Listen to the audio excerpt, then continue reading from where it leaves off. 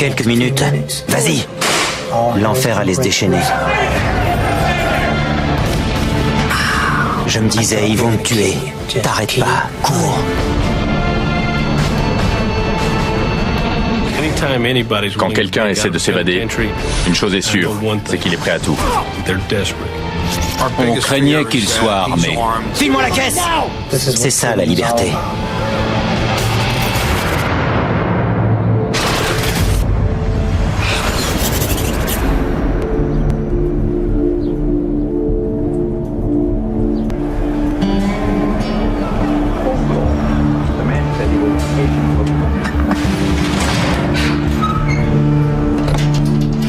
Je m'appelle Dennis Weinhope. J'aime la musique country, les bolides, les belles femmes et surtout les sensations fortes. C'est comme ça que tout a commencé. Quand on attend de sortir son flingue, on sent une énorme décharge d'adrénaline se répandre dans tout le corps. Et là, plus question de faire machine arrière. Bonjour. Le tout pour le tout. File-moi la caisse! Malheureusement, l'envie de vivre ces sensations fortes conduit souvent à risquer sa vie ou à commettre des délits.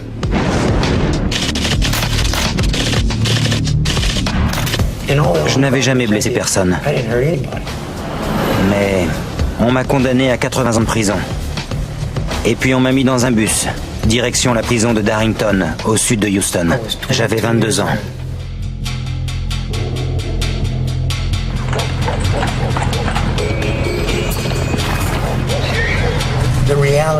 J'ai compris ce qui m'arrivait quand le bus s'est arrêté devant le portail.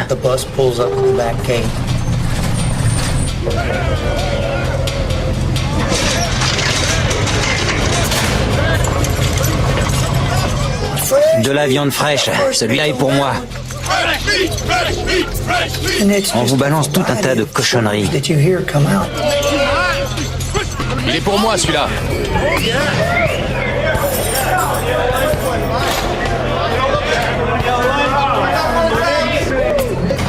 J'étais jeune, plutôt mignon, j'avais peur d'être violé. Hé, le nouveau, fais gaffe à toi. Je me suis dit que j'allais tout faire pour me défendre.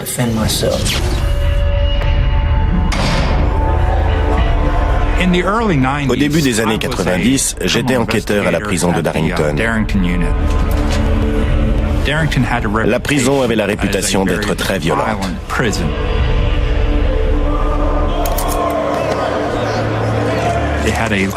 La population du pénitencier avoisinait les 2000 détenus. Ouverture. La plupart condamnés à des lourdes peines. On y va. Des meurtriers, des agresseurs à main armée, des délinquants violents. C'était le pire endroit pour purger sa peine.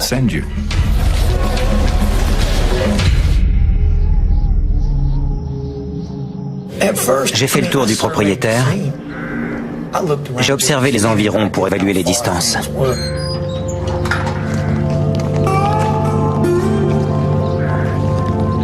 La prison était entourée de champs, de grands espaces ouverts. Il ne fallait pas espérer s'enfuir à pied. On aurait reçu une balle dans la nuque avant d'atteindre la lisière de la forêt.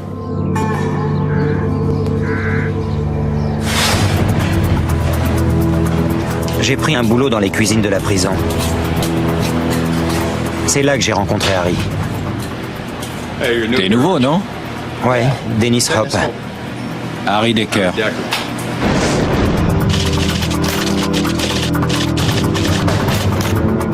On s'est bien entendu avec Harry. Comment tu trouves l'endroit? C'était pas un abruti comme les autres. Il était réglo. Horrible. Ma seule issue à ce moment-là, c'était de faire appel. Tiens, regarde. C'est là. Harry m'a aidé avec la paperasse. Lisa, je vais te chercher un autre bouquin. 80 ans, c'était pas juste. Je n'avais jamais blessé ni tué personne. C'est la justice du Texas. T'as raison. Au début des années 90, la justice du Texas a pris une nouvelle direction. On a commencé à appliquer la tolérance zéro. L'idée, c'était de mettre les criminels en cage et de jeter la clé. Hop. Un an après mon arrivée, mon appel a été rejeté. En gros, ces quelques lignes de la chambre criminelle de la cour d'appel disaient « On s'en fout de toi ». C'était un véritable coup de massue. Je me suis senti seul, complètement abandonné.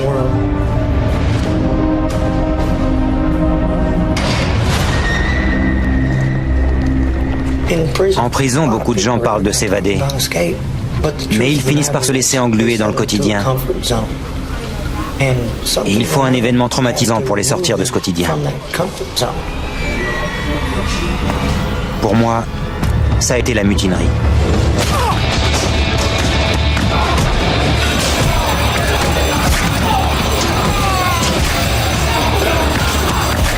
Je craignais pour ma peau.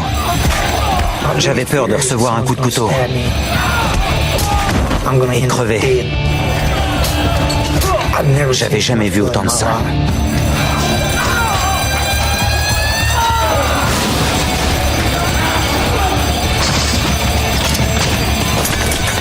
Tout le monde à terre! Allez, à terre! Je savais que certains détenus avaient le sida. À terre, j'ai dit! Quand ils m'ont étendu dans ce sang, j'ai eu peur de le choper et d'en mourir. Quand j'ai vu que je pouvais crever aussi facilement, je me suis dit, tant qu'à y rester, autant essayer de franchir les clôtures.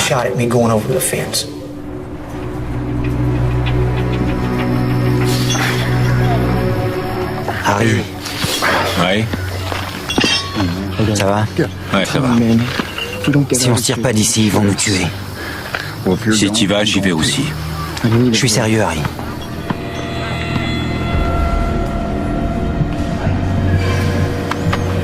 Ça, c'est la première clôture. Et là, c'est la seconde. Je lui ai dit qu'on pouvait découper la première clôture et sauter par-dessus la deuxième. Il m'a dit pourquoi on coupe pas les deux. Tu veux rester entre les deux clôtures le temps de découper la deuxième? On est foutus si on fait ça. Ils vont nous tirer comme des lapins. Il faudra prendre le chemin le plus facile. Ce qui veut dire passer par-dessus. On fait comment? On va s'enrouler des couvertures autour des jambes pour nous protéger des barbelés. Si on pouvait sauter au sommet pour éviter les barbelés, on était sortis d'affaire. Comme quand on fait l'équilibre.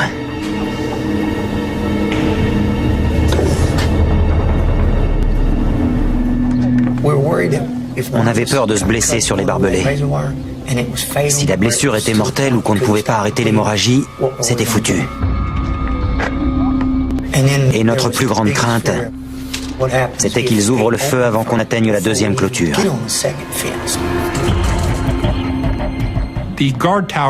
Les tours sont gardées jour et nuit, 7 jours sur 7.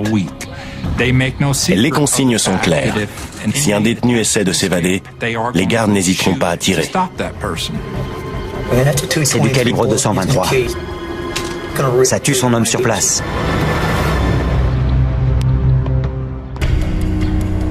Quoi de neuf? Il y a eu une évasion. Sans blague. On a vite sécurisé le périmètre autour des 3 types. Pour réussir mon évasion, il fallait que je sache comment les gardes allaient réagir. Et t'as des consignes du patron? Pour battre l'ennemi, il faut comprendre comment il fonctionne. Ça a pris du temps? Une demi-heure.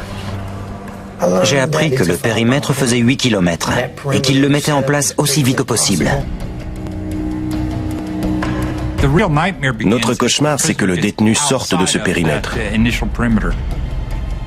À l'intérieur, on peut facilement l'arrêter. Mais s'il en sort, on ne contrôle plus rien.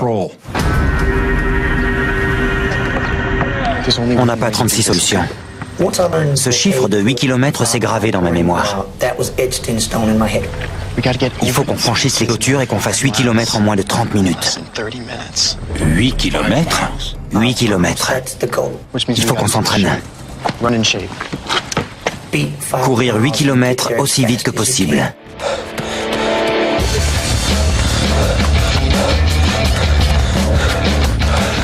C'était notre seule chance. Courir, s'évader à pied. Au lycée, je faisais du cross-country. En prison, la course à pied m'a permis de me vider la tête.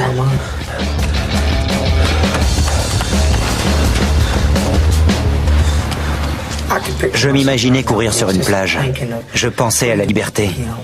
L'océan, le soleil, les vagues, l'écume. Dans ma tête, j'étais ailleurs.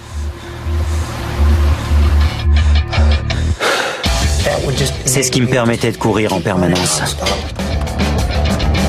Mais Harry, courir, c'était pas son truc.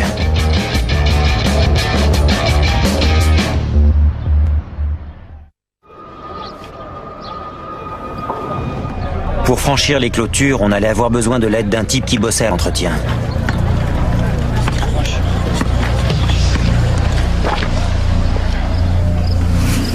Qu'est-ce que je peux faire pour toi? J'ai besoin d'une pince coupante. Dans un pénitencier, si vous demandez une pince coupante, on sait ce que vous mijotez. C'est pas pour vous couper les ongles des pieds. Qu'est-ce que j'y gagne? De la bouffe en plus. Tout ce que tu veux. Je gère le garde-manger. D'accord.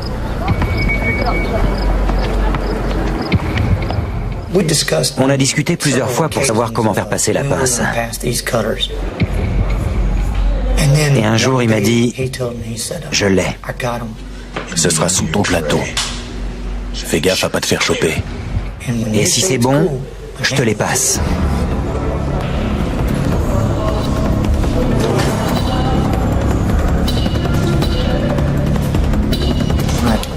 Quand je lui ai tendu mon plateau à travers le passe-plat, il m'a tendu la pince sous le plateau. Et j'ai pu la mettre directement dans mon slip.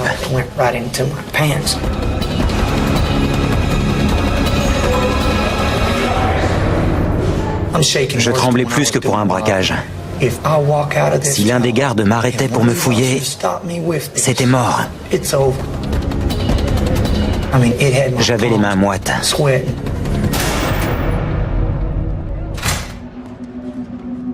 J'ai emporté la pince à la cuisine. Il y avait un grillage qui entourait la machine à glace et quand les autres ont eu le dos tourné, je l'ai essayé. Allez. Elle n'avait pas l'air assez puissante. Je me suis dit, tout ça pour rien.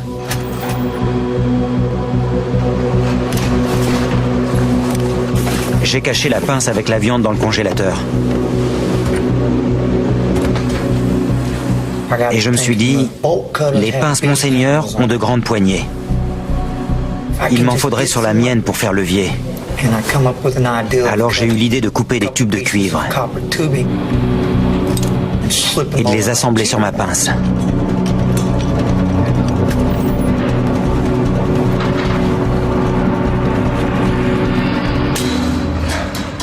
C'était reparti.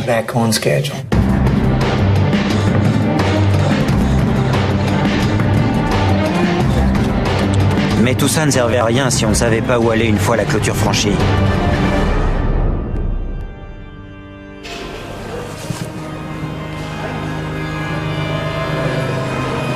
Et un jour, j'ai trouvé le dépliant d'une église par terre.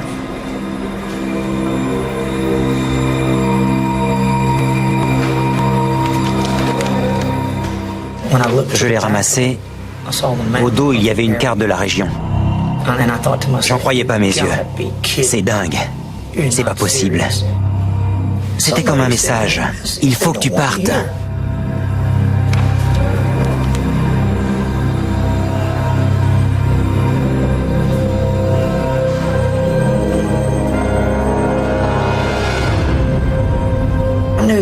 En combinant toutes les informations que j'avais avec la carte,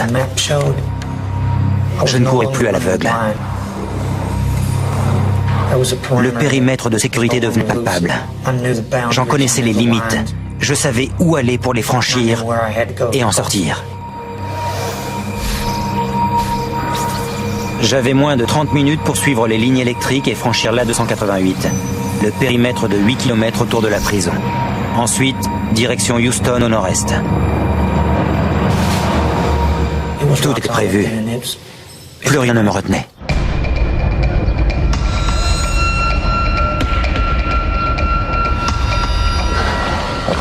Les barbelés sont trop tranchants. On peut se blesser et saigner à mort.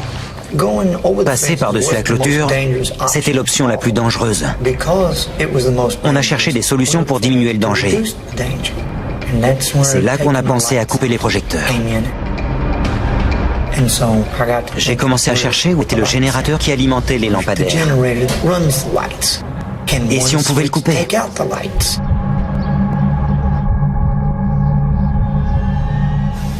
On savait que le générateur se trouvait dans la chaufferie.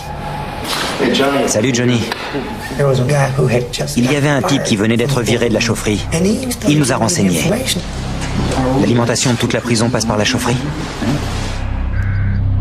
Il a dit que la chaufferie alimentait toute la prison et que le générateur de secours se trouvait au même endroit. C'était fabuleux. Depuis la chaufferie, on pouvait plonger la prison dans le noir. Mais on ne savait pas comment y entrer. Et les gars de la chaufferie n'étaient pas du genre à nous aider.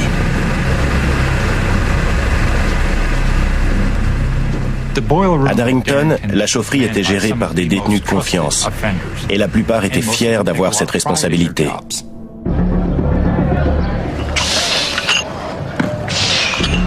Un jour, un gars qui s'appelait Montgomery est venu me voir.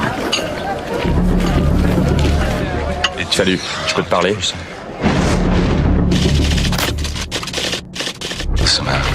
Écoute, j'ai pris perpète et je veux me tirer. Il paraît que tu as un plan. Comment ça? De quoi tu parles? Ça ne pouvait venir que d'une personne.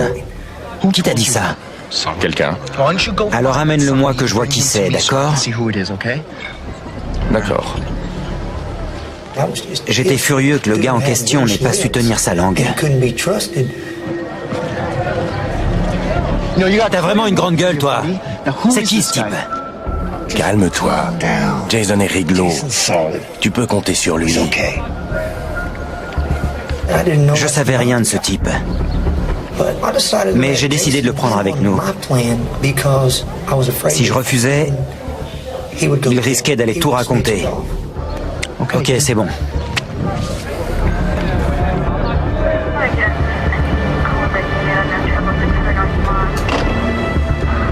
Et coup de chance, Jason a apporté un élément déterminant. Je connais un type à la chaufferie. Jason avait ses entrées dans la chaufferie. Il connaissait des gars là-bas. Sérieux? Tu peux nous faire entrer? Maintenant, c'était sûr. On allait éteindre les lumières.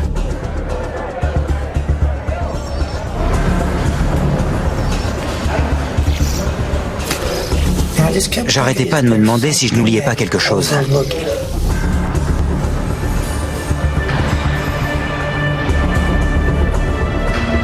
Le soir de l'évasion, je passe chercher Jason dans la salle de jeu. J'emprunte le couloir central et je passe le contrôle conduisant à la cellule de Harry. La chaufferie est juste à côté. On maîtrise les gars, on éteint les lumières et on court vers la clôture.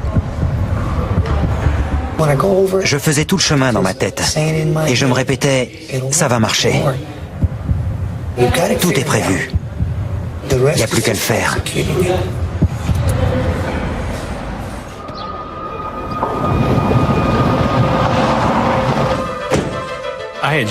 En novembre 1994, je venais d'arriver à Darrington. J'étais là depuis le début du mois. Il y a un problème dans la tour là-bas et on m'a dit que ce serait réglé ce matin. Je commençais à me familiariser avec les lieux et le reste du personnel. J'ai dit à Harry et Jason, on s'évade le dernier week-end de novembre. Ce sera le congé. Les gardiens-chefs seront pas là. C'est Thanksgiving, tout le monde rentre chez lui. T'es partant? Bien sûr, je viens. T'es sûr? Oui, je te l'ai dit.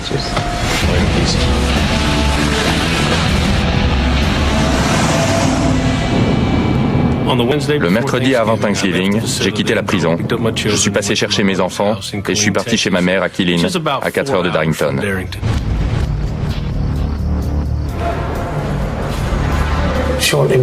Un peu avant l'appel, j'ai mis la pince dans mes chaussures.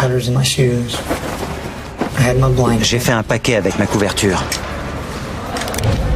Et j'ai pris mon manteau.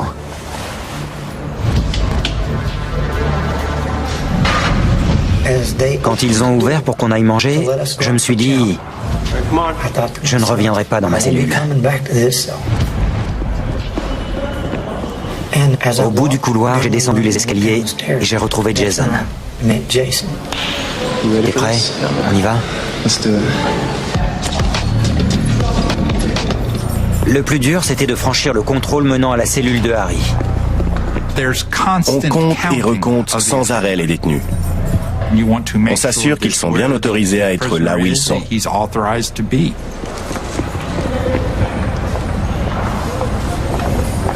Jason est passé sans problème. Mais moi, la gardienne m'a arrêté. T'es pas dans cette aile, toi? J'ai répondu, bah tiens, vous m'avez transféré il y a 2 jours. Vous devenez gâteuse? Je lui ai dit, allez-y, vérifiez. Ok, vas-y. Quand elle m'a laissé passer, je me suis dit, maintenant, plus rien ne pourra m'arrêter. Harry nous attendait. Il devait nous rejoindre 5 minutes plus tard dans la chaufferie. Le rôle de Jason, c'était de s'occuper du gars en service dans la chaufferie. C'est Jason.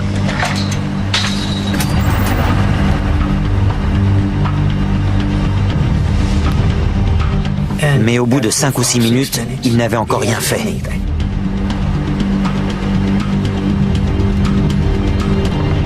Il était 21h30. L'heure tournait.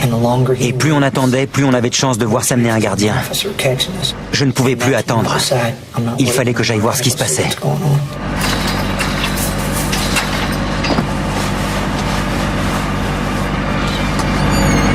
J'ai ouvert la porte et j'ai vu Jason qui bavardait. Mais quel abruti!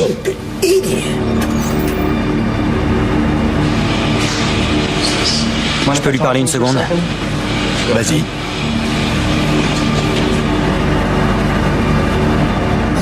Mais qu'est-ce que tu fous? Tu l'assommes ou quoi? On n'a pas toute la nuit. Et là, il m'a sorti... On peut pas faire ça demain? J'en croyais pas mes oreilles. Tu vas tout foutre en l'air. C'est moi qui vais m'occuper de lui. T'es toujours partant? Oui. T'es sûr? Oui, je suis sûr.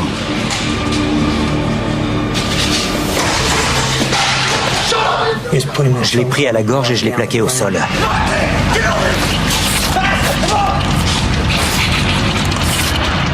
Et je lui ai dit, si tu nous balances, je te tue. J'ai dit à Jason de découper sa couverture. Et là, on a entendu la sonnerie de la porte. J'ai senti mon cœur se figer.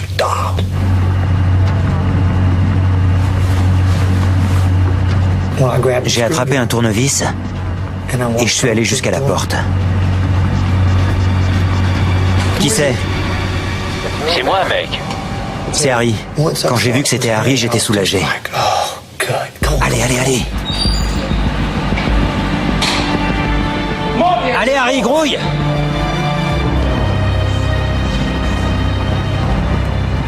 On a coupé nos couvertures en 2 pour les enrouler autour de la taille.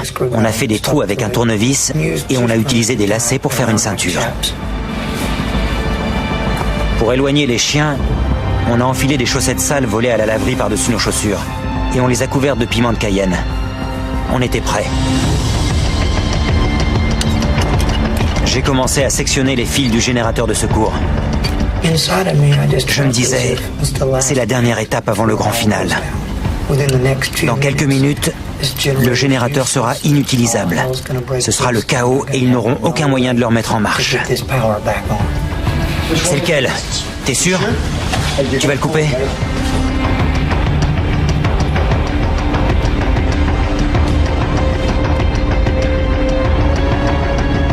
J'ai dit à Jason, vas-y. Et là, c'était parti. Il n'y avait plus à se poser de questions, plus à hésiter. Il fallait foncer.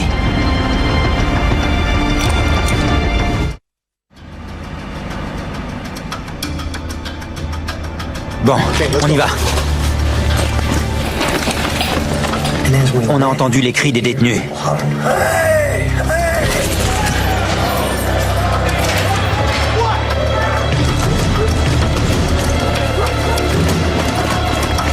Parfait. Génial. Ça va couvrir le bruit quand on escaladera la clôture. J'ai couru vers la première clôture et j'ai commencé à la découper.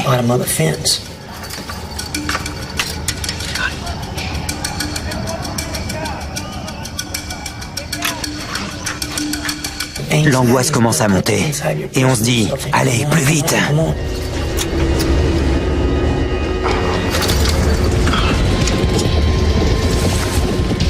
Je suis passé le premier et je me suis dit « S'il tire, je suis mort. » Allez, allez. Venez. On est arrivé à la deuxième clôture. Vous êtes prêts? Et là, Jason m'a dit... File-moi la pince. Passe-la moi, je vais découper le grillage. Non, on va passer par-dessus. On n'aura pas à sauter. On n'a pas le temps de le découper. On pouvait franchir la clôture en 9 secondes. Il en fallait beaucoup plus pour la découper. Tu veux cette pince? Oui. T'es sûr? Oui. J'ai jeté la pince par-dessus la clôture. Il avait plus le choix.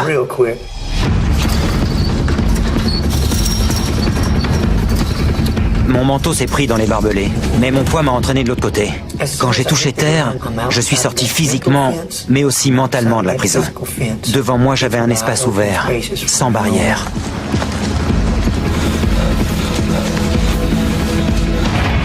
Je me suis retourné et j'ai vu Harry coincé dans les barbelés. Il ne m'avait pas écouté. S'ils restent là-haut, ils vont me tuer. Et en plus, ils sauront qu'il y a eu une évasion. Il faut que j'y retourne. Je l'ai attrapé et j'ai tiré de tout mon poids. Ça va? Oui. Je me suis retourné pour voir s'il s'était levé. Il boitait. J'ai su qu'il ne pourrait pas me suivre. J'ai commencé à courir et j'ai entendu une voix hurler « Halte !» Et très vite derrière, des coups de feu. J'ai cru que j'allais y passer. J'avais prévu de prendre de l'avance avant qu'on s'aperçoive de notre absence. C'était foutu. Je n'avais aucune avance. Alors je me suis dit, il faut que tu cours. Aussi vite que possible, aussi loin et aussi longtemps que tu peux. Cours et ne t'arrête pas.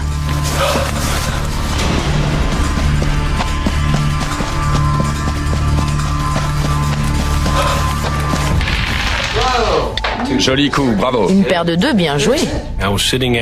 J'étais assis dans la cuisine de ma mère à jouer avec les enfants. Ah, encore. Bravo. Ne triche pas. Le téléphone a sonné. C'était le commandant Thomas, et ses premiers mots ont été « Il y a eu une évasion ». Combien? Quand? Comme tout gardien de prison, l'idée qu'un détenu est en cavale me rend malade. J'arrive. Il faut que j'y aille. Désolé.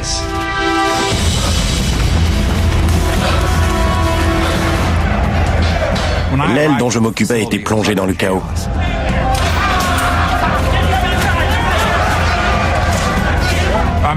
J'étais inquiet et très frustré. Je ne savais pas qui avait disparu.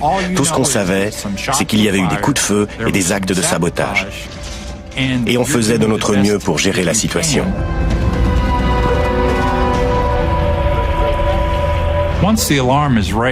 Une fois que l'alarme était donnée, on allait fermer la prison et procéder à un appel détaillé pour identifier les évadés. Ensuite, il fallait boucler le périmètre et appeler la police locale pour qu'elle vienne nous aider. Plus on mobilise les hommes rapidement, plus on a de chances d'attraper le fugitif. Chaque minute compte. J'ai entendu un moteur de voiture. Et je me suis dit, c'est pas vrai. Ils sont après moi. Mais il n'y en avait qu'un. J'avais une chance de lui échapper. J'ai couru encore plus vite.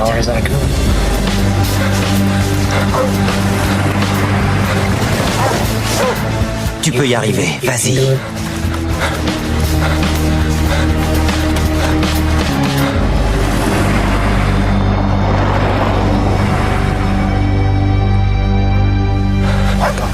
C'est bon, tu l'as eu. Continue. Je savais que je devais franchir l'A288 dans la demi-heure. Et plus je mettrais de temps, plus il y aurait de voitures à m'attendre là-bas. Dans ma tête, j'entendais cette voix qui me disait « Vas-y, cours !» Je ne connaissais pas la zone, mais je me suis repéré grâce aux lignes à haute tension. Je savais qu'elles longeaient l'autoroute. J'étais dans la bonne direction.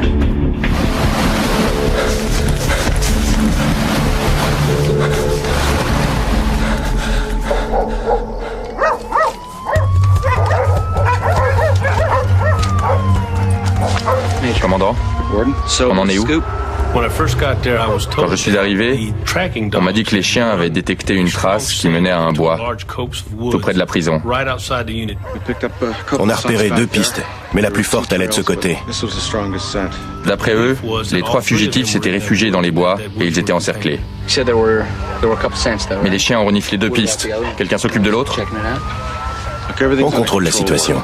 Selon lui, personne ne pouvait courir assez vite pour prendre autant d'avance. C'était forcément une fausse piste. Il faut vérifier. Emmenez-moi sur l'A288.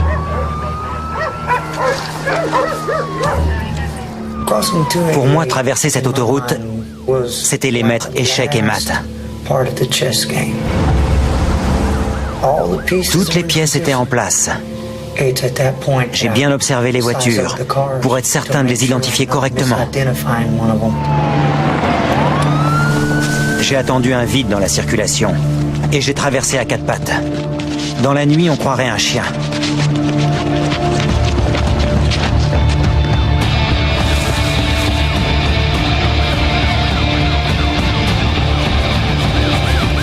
Une fois que j'avais traversé l'autoroute, pour moi, la partie était terminée et je l'avais gagnée.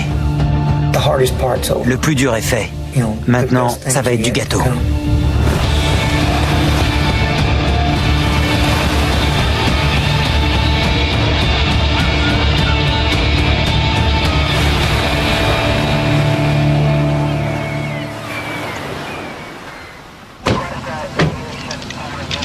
Quand on est arrivé sur place, j'ai demandé « On est loin d'Arrington ?» À peu près 5 km. J'ai senti mon estomac se nouer. Est-ce que vous aimez courir, commandant? Pas trop. Moi aussi, et je peux parcourir cette distance en 24-25 minutes. J'étais certain qu'il avait franchi notre périmètre de base. Tout d'un coup, j'avais l'avantage. Je savais que c'était le moment ou jamais de les semer.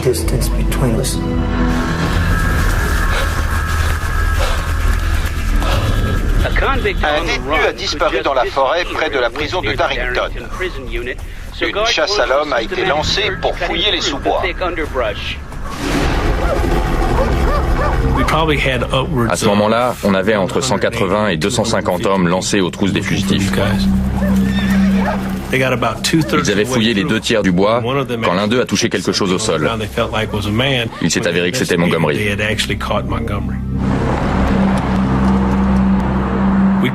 On a attrapé Decker dans une zone habitée au cours de la 2e nuit. Mais le 3e évadé reste introuvable. J'ai compris qu'on avait affaire à un type très malin. Il nous avait battus. J'en ai fait une affaire personnelle. Les premières recherches sont la responsabilité des gardiens. Dès que le périmètre est franchi, je prends le relais. C'est à moi de capturer le fugitif. Voilà Dennis Hope. Il est athlétique et c'est un malin. Il a réussi à échapper aux gardes. Je veux tout savoir sur lui. À quoi ressemble sa petite amie? Quel genre de voiture il conduit? On a pensé qu'il allait se diriger vers Dallas, là où se trouvaient ses amis et sa famille.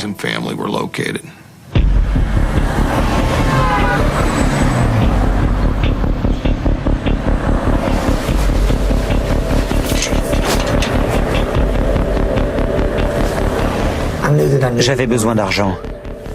Et je savais que le moyen le plus rapide était de retourner dans un endroit que j'avais déjà braqué.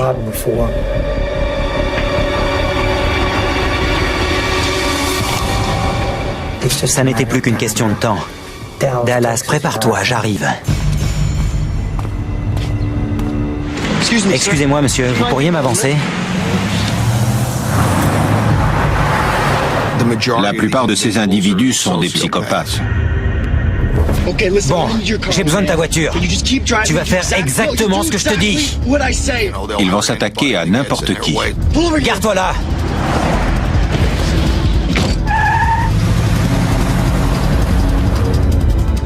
Il n'y avait que $30 dans le portefeuille du type. Ça n'était pas assez pour acheter une arme. Mais j'avais vu des jouets qui ressemblaient à de vrais pistolets. J'en ai acheté un.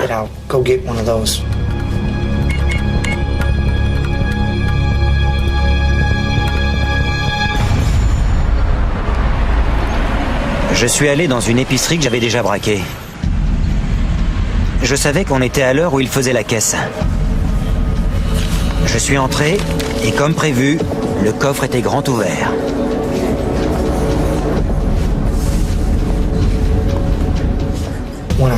J'ai attendu que les deux clients soient partis. Je sentais l'adrénaline monter. Le temps, les gens, tout d'un coup, tout se passait comme au ralenti.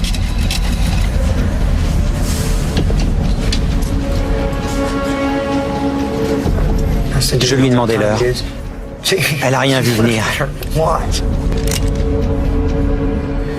Je lui ai dit, tu sais quoi? Tu vas remplir ce sac. Et le type, donne-lui! Il connaissait le tarif. Grouille! Vite! Il a mis l'argent dans le sac, et quand il me l'a tendu, je me suis dit, je suis sauvé.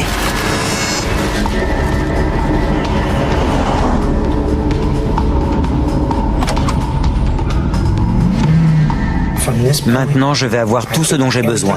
Je suis libre. Passe-moi le fric, passe-moi la caisse, vite! Pendant quelques semaines, j'ai braqué des épiceries de Dallas. C'est tout? Et j'allais dépenser l'argent à Memphis. Je faisais la fête, je jouais, je sortais avec de belles filles. Je rattrapais le temps perdu. File-moi la caisse! À ce moment-là, on pense qu'il est sur Dallas, parce qu'on nous a signalé toute une série de braquages. Rouille! Allez! Il y a quelque chose? Non, rien. Ça devenait gênant. On avait déployé pas mal d'hommes pour l'attraper et ça ne donnait rien. Et puis, tout est allé très vite. La police de Memphis a retrouvé la voiture volée. On a relevé les empreintes de Dennis Hope à l'intérieur. Et il y avait un journal avec des annonces d'appartements à louer entourés. Au même moment, la surveillance électronique a identifié 2 appels passés depuis Memphis sur un portable à une complice de Hope. On s'est tout de suite dirigé vers Memphis. Et il n'y a pas de fugitif parfait. Ils finissent toujours par commettre une erreur. Et il faut être là pour les arrêter. File-moi la caisse!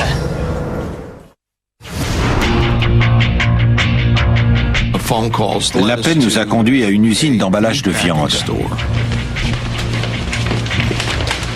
Quand on est arrivé sur place, le responsable nous a dit que ce numéro était celui de sa secrétaire. Elle est là-haut. Soyez pas trop long, elle a du boulot. Voici l'agent Fawcett. Je suis l'agent Moriarty. Bonjour, Lucie. Elle nous a dit que sa sœur sortait avec un Texan nommé Dennis. Ma sœur va bien? On lui a demandé de biper Dennis Hope. Ok, on attend.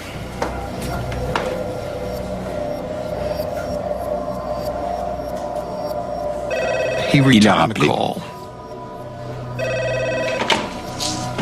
Allô? Salut, Dennis. Il lui a dit qu'il était dans une boîte, le Denim and Diamonds. On se retrouve là-bas.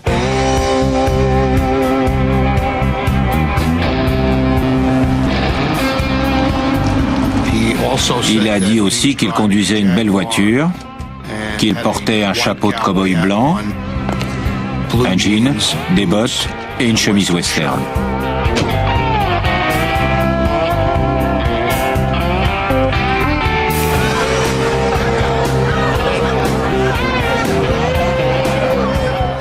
Quand j'étais en cavale, j'ai pas trop essayé de me cacher. Je voulais pas vivre en ermite. Ça aurait pas eu de sens.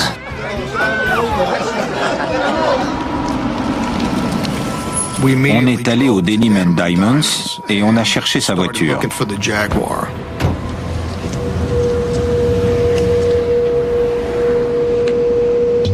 On l'a trouvée garée à l'arrière du parking. Pour la rendre inutilisable et l'empêcher de fuir, on a crevé ses pneus. Ici Fawcett. On a besoin de renfort au Denim and Diamonds.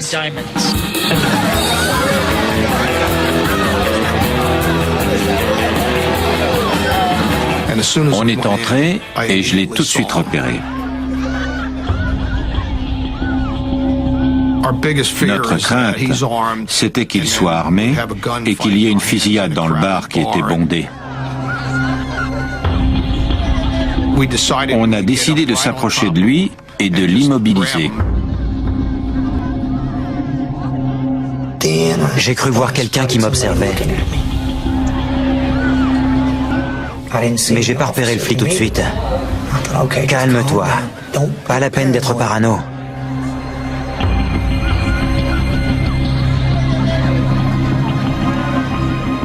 On s'est avancé comme pour mieux entendre la musique et on est arrivé à sa hauteur.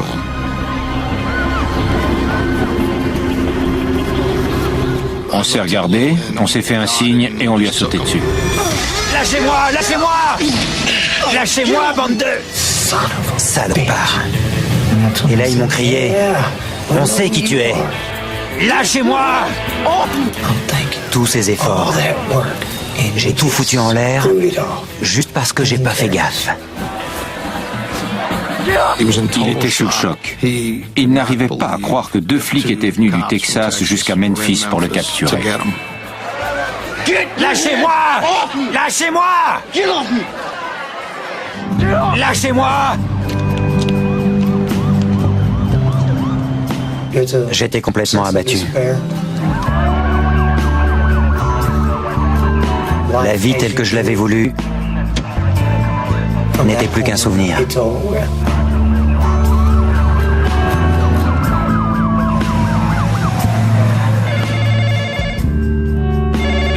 Mon téléphone a sonné vers 1 ou 2 heures du matin.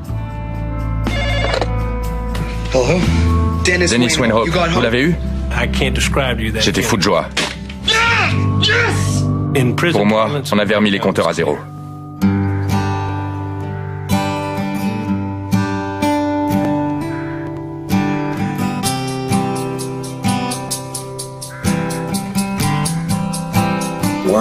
Aujourd'hui, de ma cellule, je regarde le temps passer. On ne peut pas changer son destin, ni revenir en arrière. Impossible. J'attends le jour où mon cœur s'arrêtera de battre. Ça n'est pas ce que j'appelle vivre.